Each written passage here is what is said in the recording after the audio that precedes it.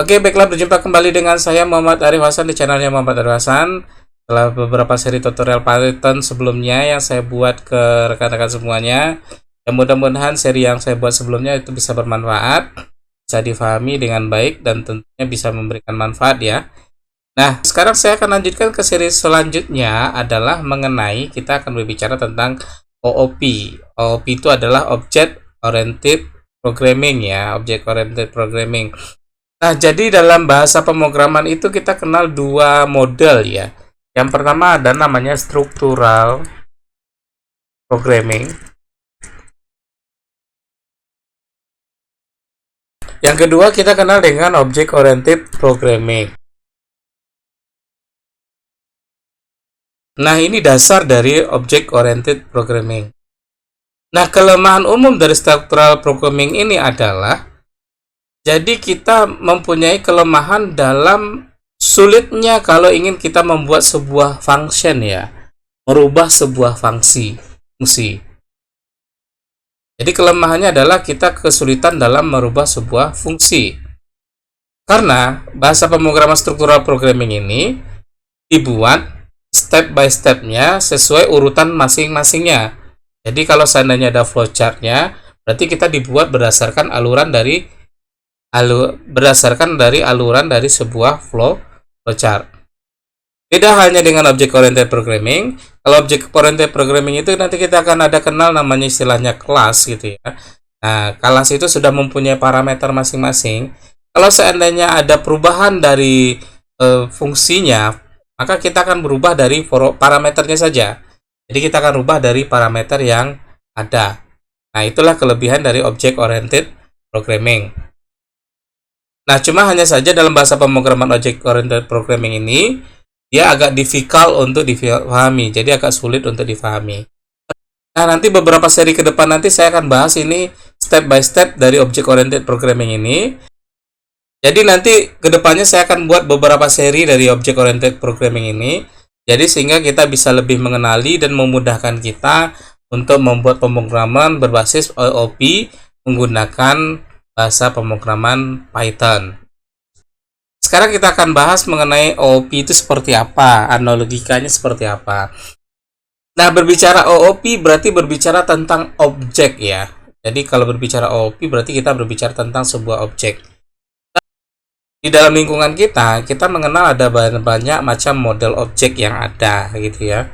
Seperti itu. Nah, sekarang saya coba contohkan objeknya sekarang ini adalah misalnya bangun datar. Nah, kalau berbicara berbangun datar, berarti kita akan nanti mengenal namanya. Nah, seperti ini, misalnya ini adalah persegi. Nah, ini adalah nama lingkaran, misalnya seperti itu. Kemudian ada lagi yang kita kenal dengan istilahnya namanya persegi panjang. Ini objeknya ya. Walaupun nggak mirip-mirip dikit, tapi nggak apa-apa lah ya, perumpamannya. Nah, kemudian ada objek berikutnya yang kita kenali seperti bulat telur ini. Ini misalnya namanya adalah eclipse.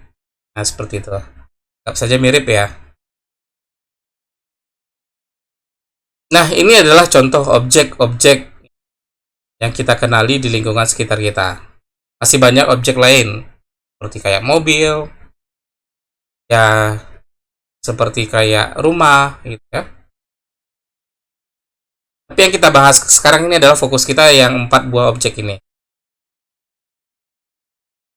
Nah, di dalam pemrograman, jadi kita mengenal objek-objek ini dengan masing nama-namanya ya. Jadi, objek ini sudah mempunyai identitas masing-masing. Nah, di dalam pemrograman, identitas itu disebut dengan namanya kelas. Ini dia disebut dengan nama istilahnya kelas ya. Nah, seperti itu.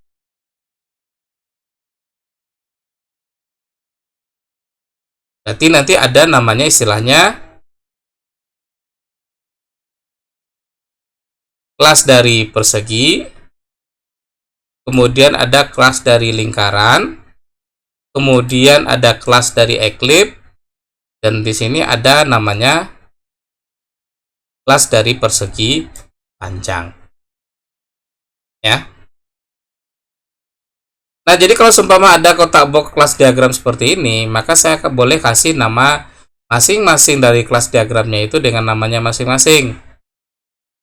Misalnya di sini adalah namanya tadi.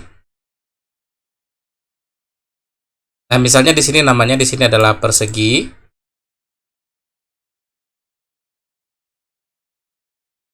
Nah, kalau ini namanya adalah lingkaran.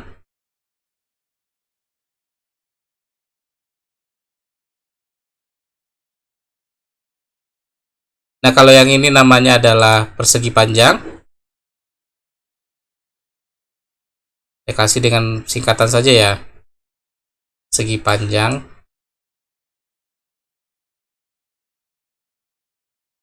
Oke. Kemudian yang ini namanya adalah ellipse. Seperti itu ya. Ini adalah kelas diagram yang kita kenal di UML. Nah, dari masing-masing objek ini pasti punya atribut masing-masing ya.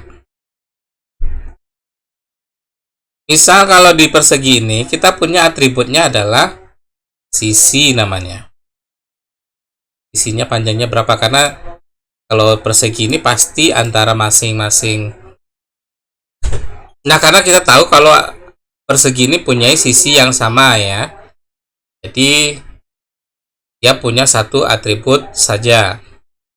Nah, sekarang kalau lingkaran punya atribut apa saja? Lingkaran punya atribut di sini namanya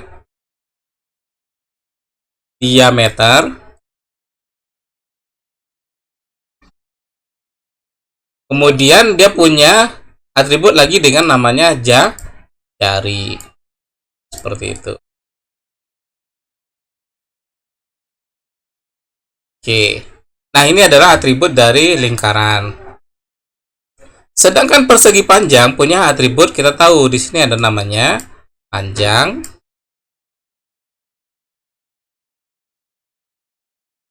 Kemudian ada atribut dengan namanya lebar. Nah, untuk ellipse, jadi saya bikinnya eclipse ya. Harusnya ellipse. Kesalahan sedikit. Nanti kita kenal dengan istilahnya namanya sudut major. Sudut namanya di sini namanya sudut mayor. Dan di sini punya adalah sudut minor.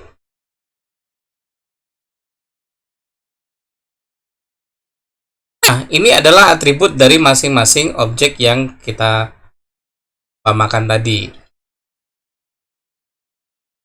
Nah, dari masing-masing objek ini, kalau kita dulu di sekolahan dasar, kita pasti akan disuruh di situ menghitung luas dan menghitung namanya keliling ya. Jadi saya sebutkan di sini ya. Di dalam misalnya di persegi ini kita hitung namanya luas. Luas. Kemudian sini kita hitung ke keliling. Nah, sama juga kalau di lingkaran berarti juga sama. Kita bisa menghitung di sini namanya luas. Mohon maaf kalau dari tadi tulisan saya jelek ya. Ini adanya karena saya pakai mouse. Luas dan di sini adalah keliling.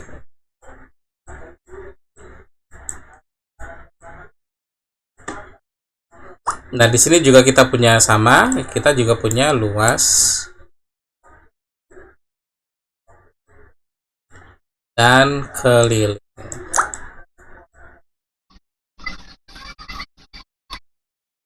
Begitu juga eclipse, kita juga punya luas dan keliling.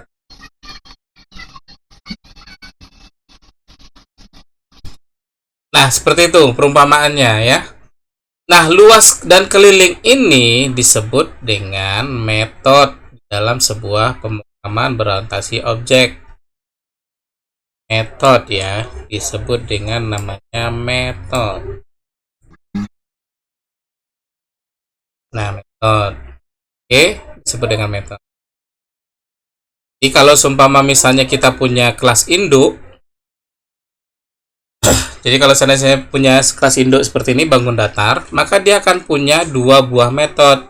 Yang pertama adalah ada luas dan ada keliling pasti.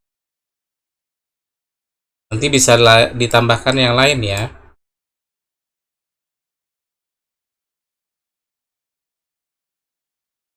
Nah, seperti itu. Nah, pasti ini nanti berhubung dengan kelas induknya seperti ini. Harinya. Kemudian juga ini adalah juga sama dari ke sini. Oke, ini juga pasti sama. Lari ke sini. Oke. Kemudian ini juga pasti larinya ke sini. Nah, seperti ini ya. Jadi kita tadi kenal di sini namanya adalah kelas, dan kelas itu pasti punya atribut ya, punya atribut dan punya metode. Nah, seperti itu. Oke. Ya, saya rasa cukup itu pengenalan dasar. Jadi bagaimana kalau nanti implementasinya di Python ya? Kita lihat nanti bagaimana ini kalau diimplementasikan di pemrograman Python. Bagaimana kita cara bikin kelas, bagaimana kita bikin cara metode, bagaimana kita mendeklarasikan di situ namanya atribut dari sebuah kelas. Nah, saya rasa cukup materi sesi pembuka pertama untuk pengenalan dasar dari Object Oriented Programming di Python. Nah, kita jumpa lagi di sesi berikutnya. See you, bye.